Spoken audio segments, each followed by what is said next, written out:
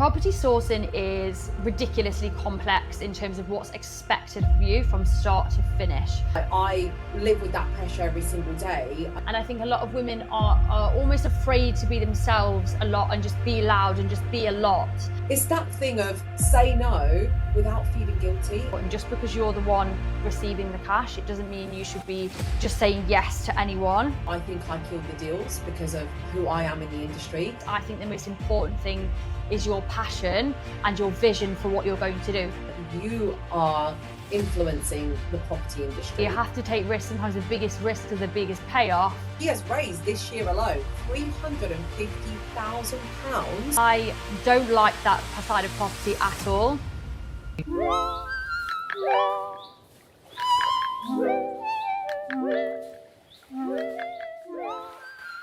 Welcome back, Money Honeys, to another episode of the Money Honey podcast with me, your host, Rosalia Lazzaratili.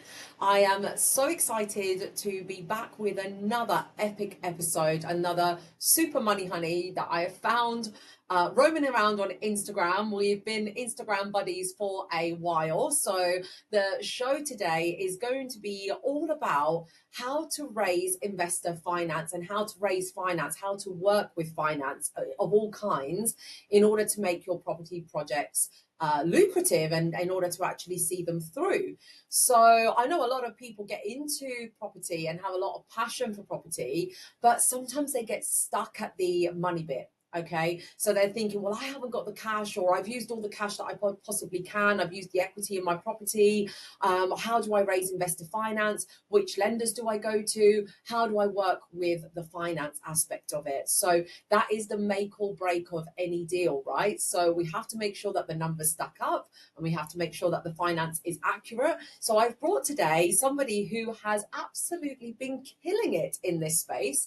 She has raised this year alone £350,000 towards her project. Now, I am so intrigued to find out how she's done that. And I've obviously been following her on her journey, and I know she's going to be raising a lot more. She's got, plans to expand. But my special guest for today, as you must have seen her on Instagram, if you haven't, by the end of this show, you will want to be her bestie. The gorgeous Shelly Yates, who is a property investor, has multiple income streams in property. She's a property business owner. She's going to be talking about sourcing and tech as well as raising investor finance. She's a mum, and I love her the content that she creates on social media, her holidays with her kids and her partner. Like, it's super cute, it's very relatable, very normal, just really accessible, very authentic, super fun. So I'm so excited to hand over now to Shelly Yates, the property investor and business entrepreneur. Hello, Shelly. Hello, how are we doing? I'm great, thanks, hon. How are you? Yeah, really good, thank you. Really excited to be on the show because I haven't done podcasts in a while, actually, and that's was on my goal board. Do more in-person events this year or over the next 6 months, and do more podcasts, collaborate with more people, because we know how important that is. So yeah, I just wanted to say thank you for having me. We've been trying to get this in the diary for a while, so I am very happy you are here. Thank you. I know you're busy and the show has been busy, so thank you. We've made it happen. So Shelly, I've done a quick intro about you. Why don't you do us a quick intro of who you are and what you do? Yeah, so I have been in property now for about 6 years. Had always been interested in property, but I kind of came through a sales background. So I did a lot of stuff online, which is probably why you enjoy like a lot of my social media content, because I actually really enjoy that aspect of property and like sharing your journey and stuff like that. So I came from a sales background. I had a social media business selling products and stuff like that. But I was always really interested in property and how you can leverage property and your time. Because I always felt like within sales, I was time, money sort of thing. And I wanted to try and space that out and grow something that could sustain me where I wasn't there all the time. And I think I kind of fell into property a little bit accidentally. I just bought a buy to let. I think a lot of people do that, don't they? They get into property, they're like, should I just buy to let and get started? Which I don't even think is a bad thing, actually. It gets you through that legal process and you start to understand like how things work. So I actually think that's great. But I started to explore different avenues as well, and realized that there's a lot of synergy in sales and property as well. Obviously, people buying and selling traded property all the time. And so I got really interested in that sort of thing. So I'm kind of over here developing my portfolio and then also have a property business, if you like, that generates me cash flow. And that's really helped me go full time in property. And, you know, I'm one of those people who I really like to try things out. So I'm not afraid to be like, oh, that looks cool. Like, let me just have a little look at that. Let me look into that.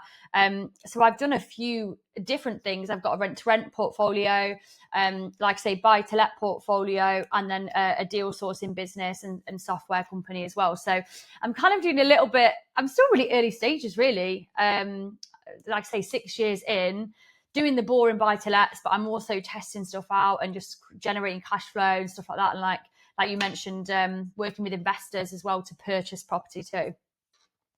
There is so much we need to dive into, but I just want to catch on the phrase that you've just used about, oh, I still do the boring buy to lets. I mean, some people find that unachievable and like that's their dream to even just get one buy to let. Why do you find that boring? And what isn't boring in property in your world, in your portfolio? What's not boring? Yeah, so that's a really interesting question. So it's funny because now I'm in it, now I'm in the property industry, if you like, and I'm full time.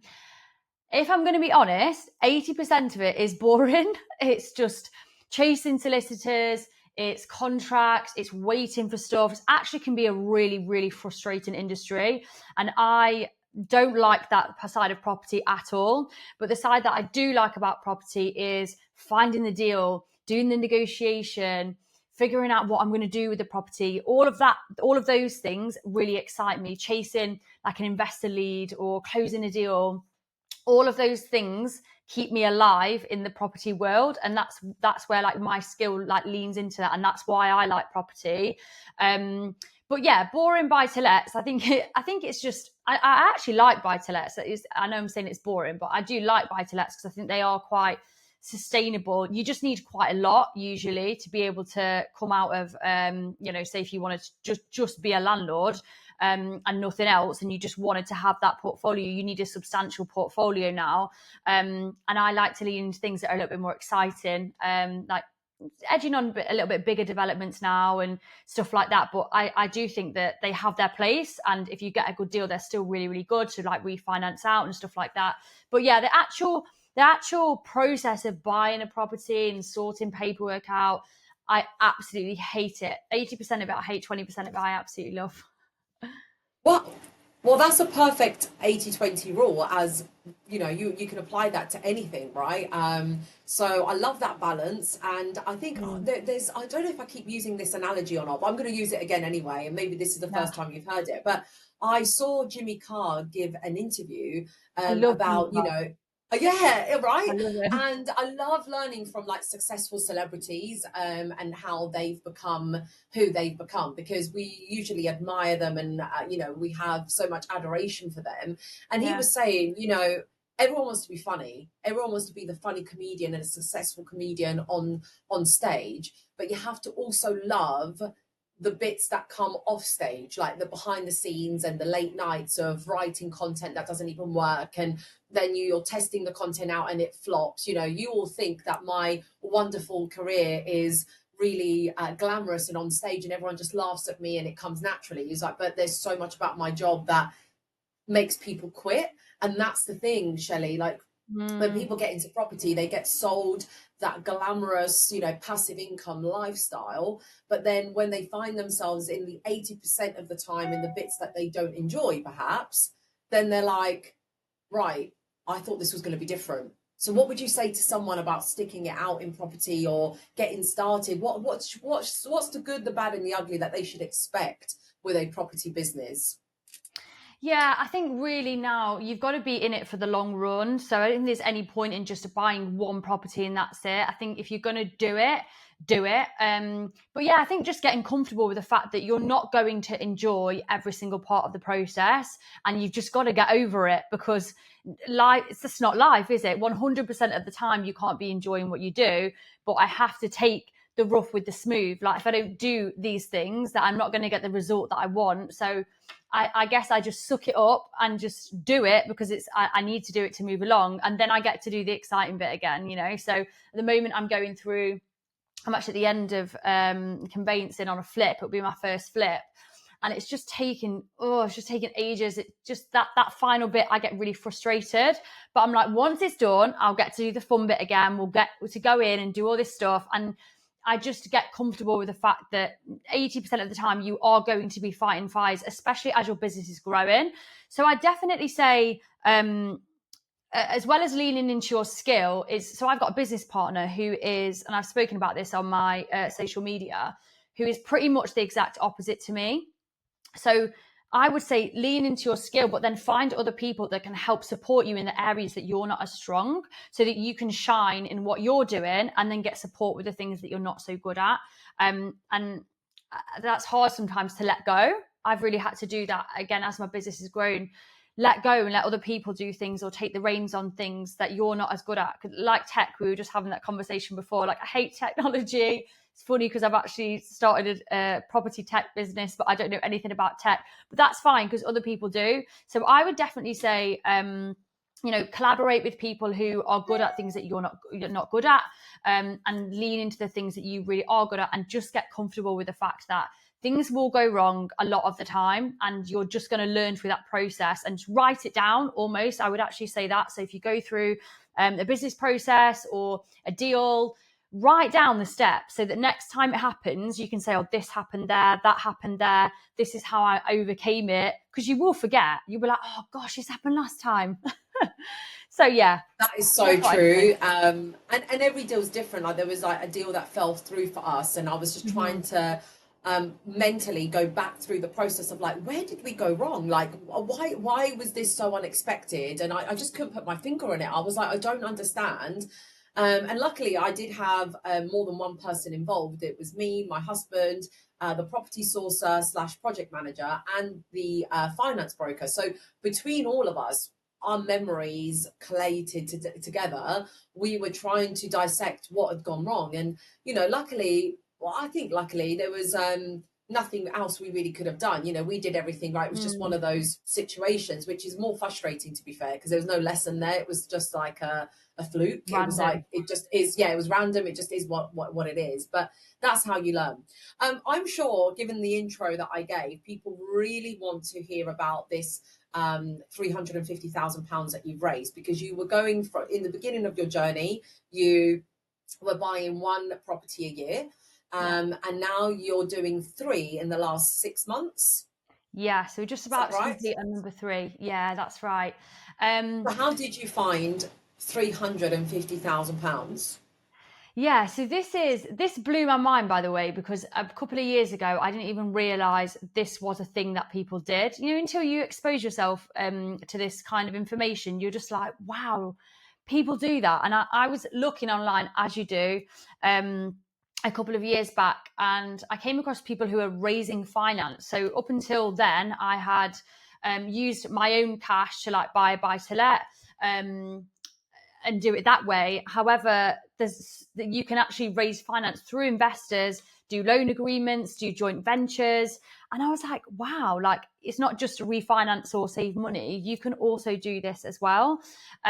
So you know how you do, you kind of watch and look for a little while. And then, I got started in sort of raising finance. So I think the first thing to say is that before you go out there and do this, to get some education on how these kind of structures work. So if you're going to work with investors, the first thing that they're going to want to know is, okay, who are you, and how does this work? How do I get my money back?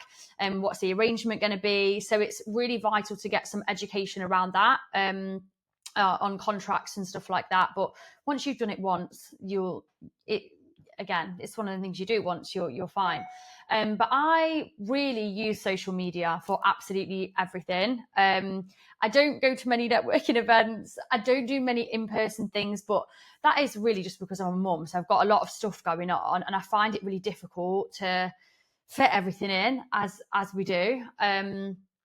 And so I leaned into social media a lot because that was also what I was used to. So that was my little comfort zone. I used LinkedIn to reach out to investors.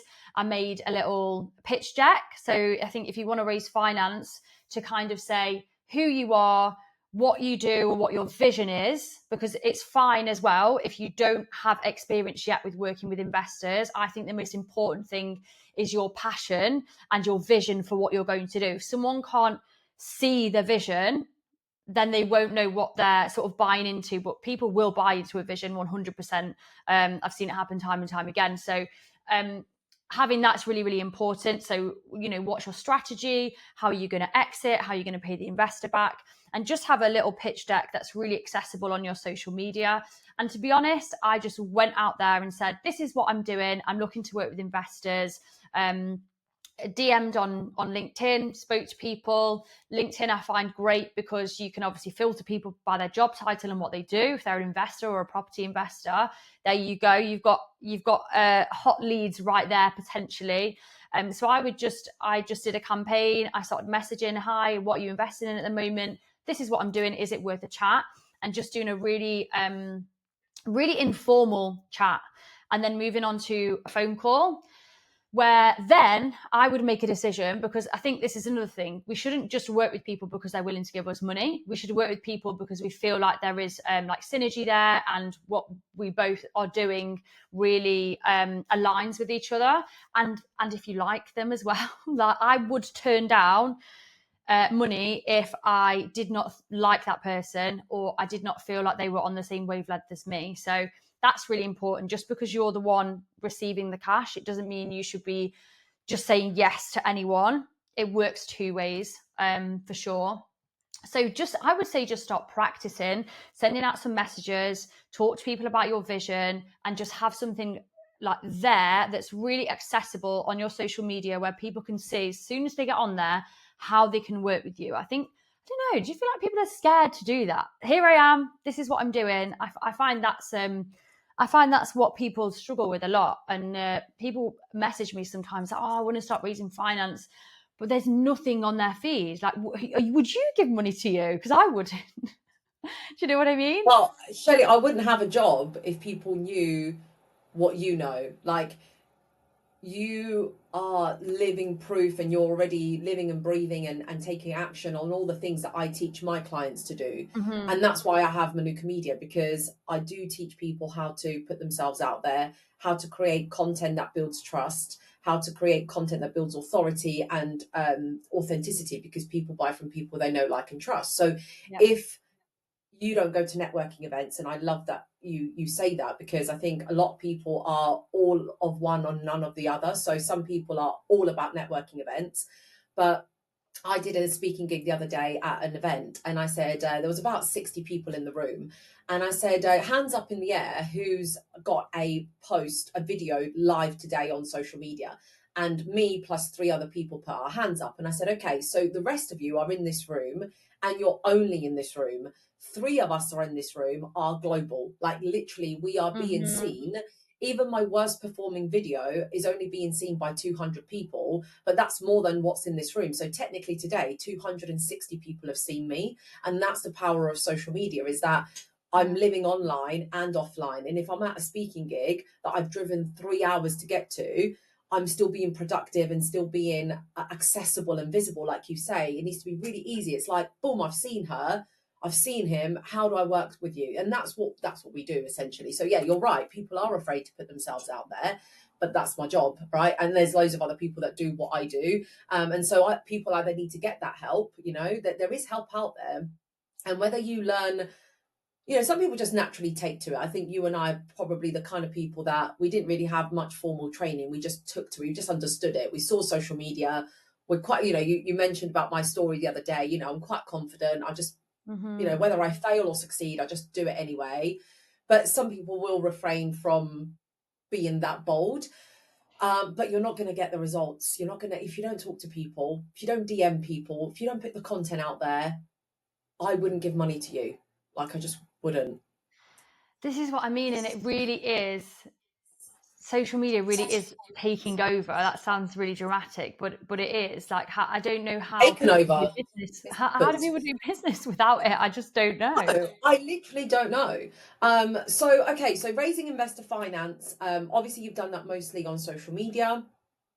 Do you Yeah. think, though, people have invested in you? I know you said about the vision, but didn't you start asking for investor finance once you'd had a little bit of experience under your belt?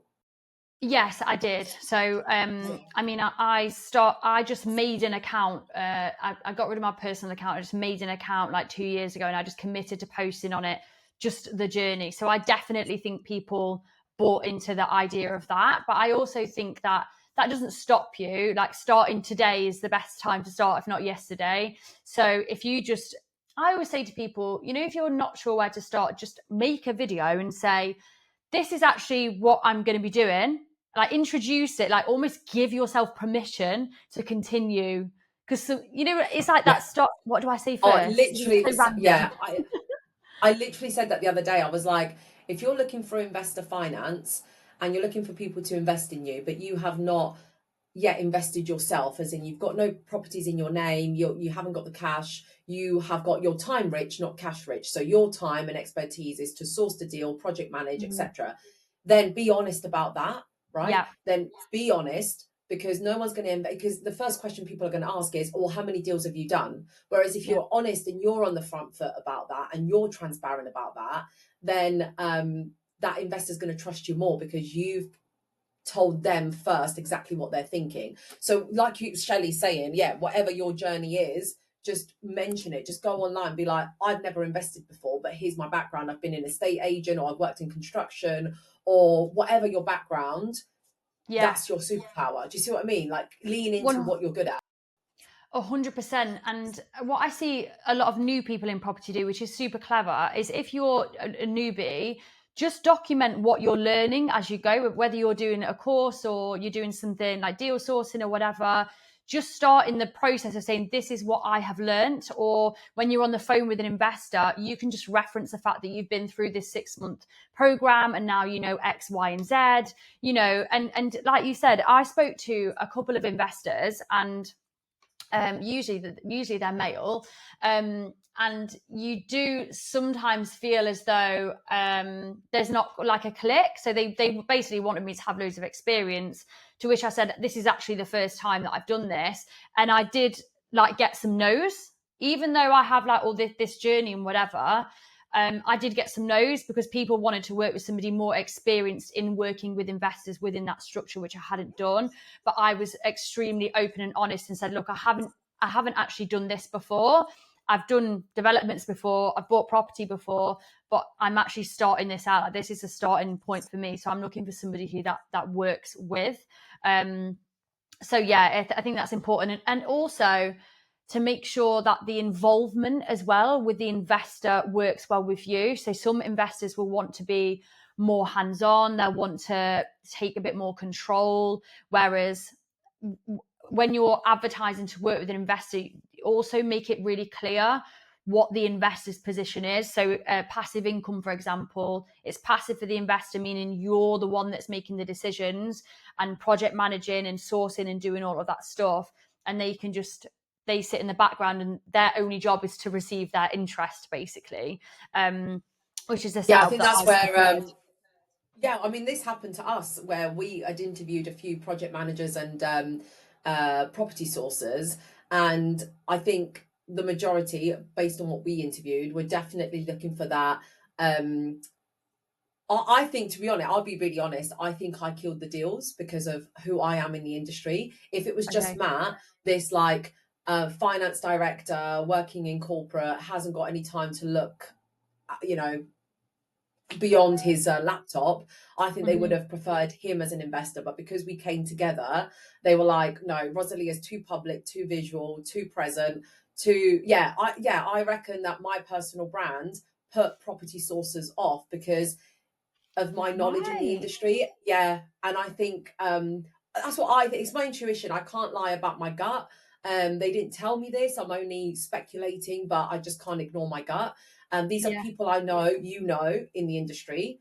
These are like public figures that we are definitely aware of, and they were advertising that they were looking for investors, and I was like, well, we had a very good pot of money, and Yeah. we were like, yeah, we are investors, and then yeah, I could just sense that um, they wanted someone completely removed from the community, someone that wasn't Mm. even circulating in the crowds, and because they Yeah. wanted that distance. And I was like, why? What you hiding?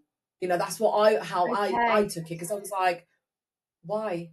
What, I'm in the industry, you're in the industry, like what's there? Because if someone said, like, if you said to me, Shelly, Roz, can you do my social media? I know I'm that good. Not that you need Hmm. it because you're amazing, but like if someone in the industry was like, I know I'm brilliant, I can sleep well at night, I know I'm going to do you a good service, I'd be proud to I'd be proud to represent you. But if I got it wrong with you, I know that you're influential enough to be like, oh, it didn't work with. Do you see what I mean? Yeah, like they're too So it's scared to make a scary to even. mistake. Yeah, Yeah. yeah. And the thing But we is, have things found do go someone and we're wrong in property happy. sometimes, Yeah. and you have to also kind of get okay with that. You have to take risks. Sometimes the biggest risk are the biggest payoff. You can't stay safe in this game, otherwise you wouldn't ever do anything.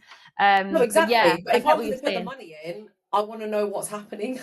Like, Sure. if I'm putting money, that's my way of investing. Hmm. But we found someone and it really clicks and it really works. And again, she's also a very public person in our industry. And yeah, it's just a beautiful relationship. So it is horses for courses. Like not everyone's going to click, not everyone's going to, but yeah, that visibility and that public presence, like I live with that pressure every single day. Like I know as soon as my clients release their content, someone will text me and say, "Are you working with so and so?"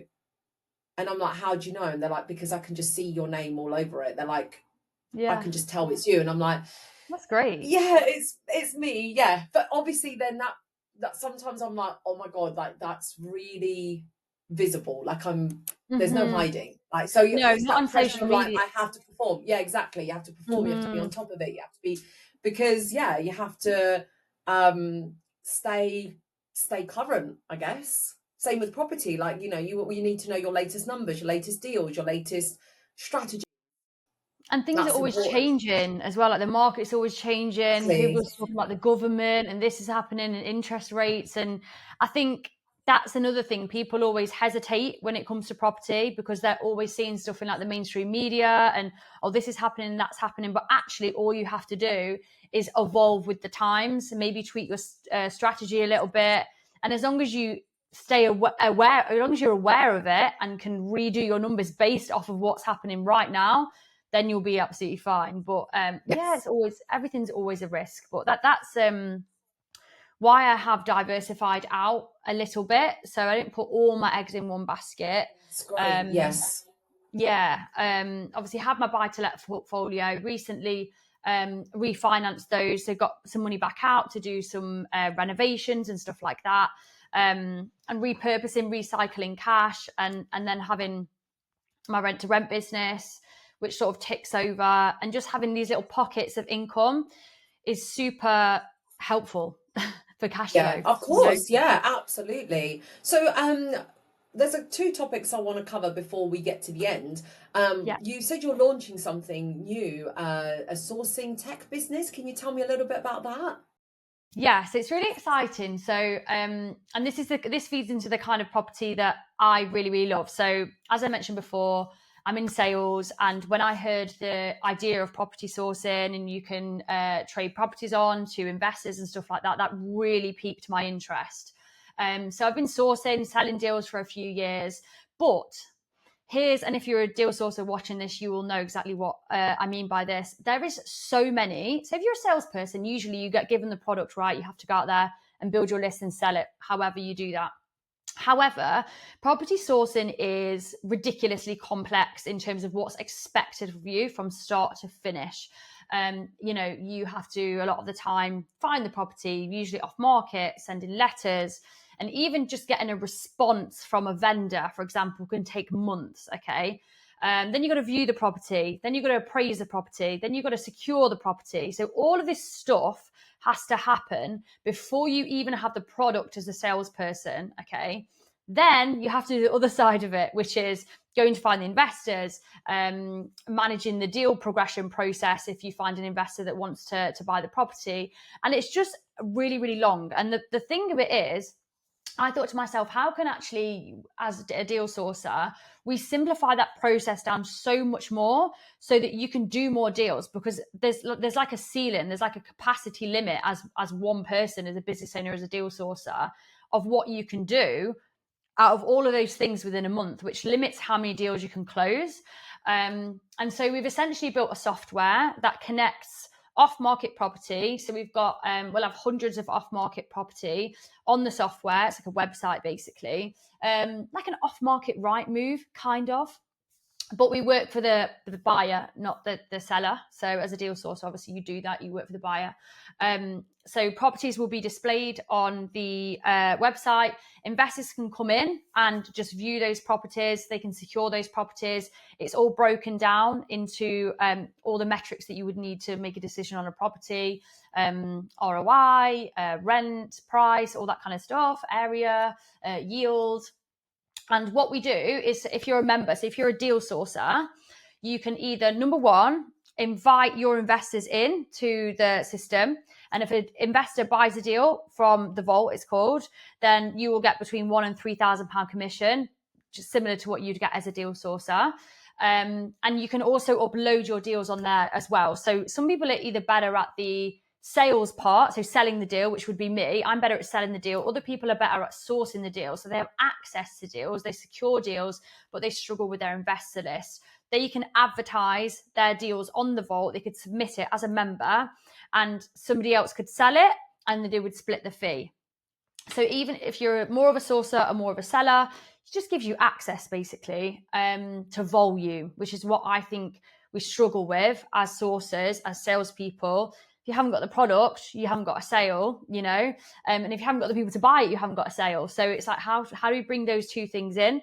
And it's going to all be all really neatly done on the platform, and they'll be able to see their commissions, they'll be able to see all the investors that they've invited in, and it's just simplifying deal sourcing basically. And it's ready, it's kind of ready at the moment. We've just got some deal sources in testing the system, and next month we should be fully rolled out basically. So yeah, it's really exciting. So yeah, but maybe by the time this episode is out, it's already out and launched. So we'll put it in the show notes how to get access to it, because we want everyone to be able to test it, see it, and support you as much as possible. There are a lot of, I have to ask, there are a lot of sourcing systems out there, some more well-known ones that are established. How are you different? How have you sourced something different or included something different in this platform that differentiates you? Yeah, so I think that obviously I've done my market research, a lot of sites are either one or the other. So you would have to source the property and you put your sourced property on there, or they would just be deals to sell. So we've collaborated both in there. And we're actually building a full CRM. So I think that's the other side of business that is super important. Obviously, not just access to stuff, but it's the ability to streamline your business. And so we're building in a fully functional CRM system whereby people can manage their social media from their Vault dashboard. They can do email campaigns, they can book calls and all that kind of stuff. So the idea is they would open their laptop in the morning and the only place they would need to go is open the vault and their business is there in front of them. So it's an all-rounder, and I hadn't personally seen that, and it's something that I've struggled with as well myself, because you know what it's like when you've got WhatsApps coming out of your ears, you've got a spreadsheet over there, you've got a flipping campaign happening on MailChimp, and it's just a lot, and that you can get swallowed in that alone. And so we're bringing that in. It's actually not available right now, but it's being built in the autumn. So yeah, it brings everything together: access to investors, access to deals, and an inbuilt CRM for them to fully manage their business and just do a lot more collaboration. So there is community in there as well. So we will do calls with experts and stuff like that, just to really help to people to grow their businesses. So it's an all rounder. I'd say that's probably what makes it different. That is super. It's very efficient. I love that. I love that all in one platform. Mm. Yeah, you're the vault, like literally coming in, open the laptop in the morning, and you should be able to access every single element of your business, because it does get lost. Some people just open their emails and you can get lost in that for 3-4 hours. And Oh. then all you've done is you've been reactive rather than proactive. You need to work on the business rather than just in the business. So love Mhm. that touch. And I will include all of that and your socials in the show notes, Thank because you. yeah, no, my pleasure. Thank you for being such an incredible money honey. Honestly, it's been a pleasure to have you here. um I always ask this to every single guest, because Yeah. it's about our philosophy at the Money Honey and also Manuka Media is positive pollination. I don't know if you've seen me say that, but it's that power of No, I paying it love that. forward. Yeah, that positive pollination.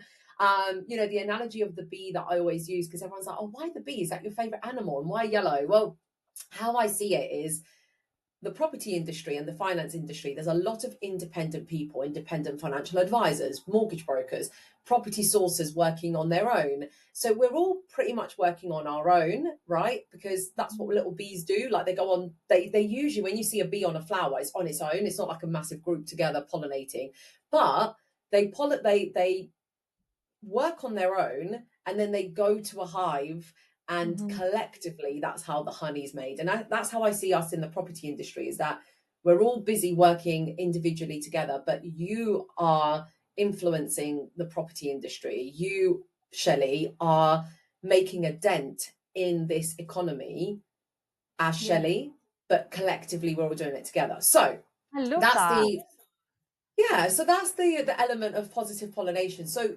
in the like, to honor paying it forward, I can't get my words straight today. Who would you love to see on the show? Like, who would you love to learn from? It is, it could be Oprah Winfrey. I don't know if she's listening, but like anybody, even in the property industry or outside, who would you love to hear from? Or who would you nominate to be on the who do you know in the industry is doing something amazing, a friend or a colleague that you're like, they are a money honey? Oh, do you know what? I've got. I don't actually know that many people in property. When you're like on I don't have Instagram all many the time, friends you don't either, actually but know anyone that personally, because there's so many people that I think, who I'm actually obsessed with at the moment. This would be a very go high for it. value This guest, is but it. Emma. Oh my gosh, what's her second name? Emma Grade. Oh, Have you Emma seen Greedy. Oh no. Greedy? Is that how you Who? pronounce it? Tell me about her. Who it might be Emma Greedy, I don't know. She's absolutely massive. She does a podcast called, oh god, I'm gonna get this totally wrong now. A mixed race lady. She's massive in business. I can't say Yeah, what she yeah, does. yeah, yeah. Really beautiful, long black Yes, hair, co-founder of the Good American, CEO that's of the the Good one. That's the American. one. She is sensational. I know who you mean. Gosh, if she's listening, she's not listening. But yeah, You would never love know. The algorithm might send it to you. But she's would she's someone love I find really inspirational, because I feel like a lot of what I feel like she's really passionate when she speaks and talks, yes, and she's very, very yes, authentic. And I think a lot of women are almost afraid to be themselves a lot and just be loud and just be a lot. yes, And yeah, she really encapsulates being exactly who you are and trailblazing and just yes. doing what you were going to do, regardless of what anyone's going to say. She would be somebody that I would love to be, even if I could be Be 1% around. like her. Oh, Yeah, yeah, yeah. let's make it happen, because I'm trying to, just so you know, Shelley, I'm going to be hosted. We've well over exceeded 100 episodes now on the Money Honeys. I'm super proud of I that. love that. And we've had phenomenal women on the show. And I've always promised every guest that at some point I'm going to have a live event and bring all the Money Honeys together. So there is an event pending. Oh, And if you're part of yay. our, yeah, Put me I'm going down. to get yeah, I want to get all the Money Honeys together, like everyone who's been on the show, and do a live podcast recording on the day, like, maybe interview some special guests. Nice. But I'm gonna see what it would cost to get someone like Emma. Do you imagine? That would I be would invest in that. insane. If I could, honestly, I would spend my own money. And I'm looking for sponsors as well for the podcast. So maybe like by the time I get some sponsors and, a bit of funding, I could probably make something like that. So thank you for mentioning her, because that's given me that inspiration to kind of get that together. Someone like her, because I saw Karen Miller the other day speak at an event, and that was amazing. So I might even. Right, Shelly, I've got work to do, mate. I've got so She's much like, work. I'm I off. literally, I'm you going to have sort it given out. me some ideas, so I need to get cracking. But honestly, babe, it's so nice to actually have a conversation with you, because yeah, we don't see Thank each other you. at events. I We've been know. just Well, I will texting. go to more events. I will. No, but that's beautiful that you have that balance. You are, we didn't touch on the whole topic of you being a mum and balancing that, but you do you, babe. Do what works for you. You don't have to be here, there, and everywhere. Reserve your energy, put your energy where it works. And if social media works for you and that is already booming your business, then you don't need to be traveling up and down the country to see people. You're doing just fine. Like, honestly, you're smashing it. Yeah, I think if it's not broke, don't fix it. Is that the right word? Yeah, Yeah. exactly. It's working for Yeah. you. So that's all that matters. And anyone listening as well, if it's working for you, then carry on. But you might be leaving money on the table. That's all I'm saying. If you're just going to networking events and you're not online, you're leaving money on the table. If you're only online, then and you did need more. Let's say you were like, actually, I could take things to the next level. Then it might mean that you need to diversify, Shelley, by doing other activities that you're not already doing, because you're already getting the maximum out of what you're doing. So it just Yeah. depends Yeah. on whether you need it, don't need it, need to scale it back, whatever you want to do, really. And the thing is, I think I'm not saying that I do think that real human connection is actually really, really important. I think, like you said, I'm just selective about what I go to and if it aligns with me, because I feel like you can just get caught up in just going to events for the sake of it. Do Oh, you know what I mate. And mean? also, I get asked, and I'm sure you might get asked at this as well, but I get asked to speak at events, right? And sometimes, like, I literally am being asked to go from Cornwall to Scotland for free, like, not even covering, like, the train fare or the travel fare. And I'm like, Yeah. I don't need to go up and down the country, not because I'm arrogant but I can't do that with my lifestyle. I can't be spending Mhm. money to just be on a stage, and then there's not like that win-win. Yeah. It's really time intensive, it's costly, it really zaps my energy as well, and I want to make it as productive as possible. So I've been scaling back a lot lately, and That's it's that good. thing of say no without feeling guilty. And Mm.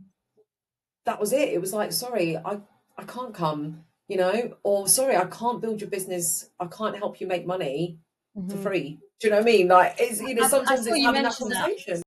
I saw you Yeah. mention that actually.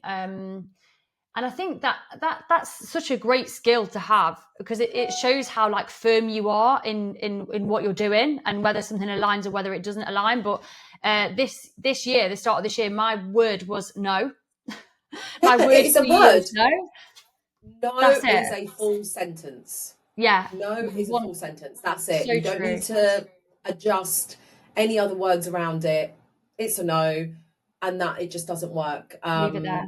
Yeah, exactly. So on that note, babe, Yeah. thank you again for being Thank you for so being much on for the having show. me. I will see you online as always. Keep Yes. smashing that content. Thank And for you. everybody else here tuning in, if of course you've enjoyed the show, please reach out to Shelly, let her know, give her a thumbs up, give her a like, give her, I love when Money Honeys receive like messages from guests to say like this really helped. It's really nice. That's your part of the positive pollination. If you're listening to this, your contribution to making this a success is sharing the shows, is engaging with the speakers. And thank you again for being such a loyal listener. If you are new to this, and please do subscribe so that you can hear the next episode. We come out every Friday. Every episode is released on a Friday afternoon, just to give you that sweet ending to the week. So thank you, Shelley, for Thank you so being the guest much. this week. Bye, honey. See you soon. Bye.